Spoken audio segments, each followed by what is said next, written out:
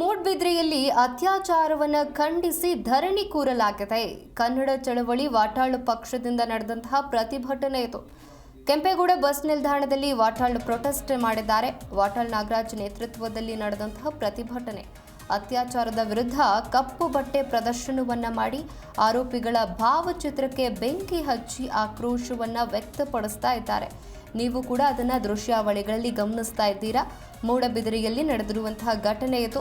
ಅತ್ಯಾಚಾರವನ್ನ ಖಂಡಿಸಿ ವಾಟಾಳ್ ಪಕ್ಷದಿಂದ ನಡೆದಂತಹ ಪ್ರತಿಭಟನೆ. ಕೆಂಪೇಗೌಡ ಬಸ್ ನಿಲ್ದಾಣದಲ್ಲಿ ವಾಟಾಳ್ ನಡೆಸಿದಂತಹ ಪ್ರೊಟೆಸ್ಟ್, ವಾಟಾಳ್ ನಾಗರಾಜ್ ನೇತೃತ್ವದಲ್ಲಿ ನಡೆದಿರುವಂತಹ ಪ್ರತಿಭಟನೆ ಇದು.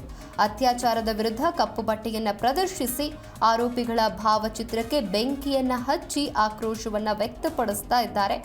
ಕೆಂಪೇಗೌಡ ಬಸ್ ನಿಲ್ದಾಣದಲ್ಲಿ, ಮೂಡಬಿದಿರೆಯ ಕೆಂಪೇಗೌಡ ಬಸ್ ನಿಲ್ದಾಣದಲ್ಲಿ ವಾಟಾಳ್ ನಾಗರಾಜ್ ನೇತೃತ್ವದಲ್ಲಿ ನಡೆದಂತಹ ಪ್ರೊಟೆಸ್ಟ್.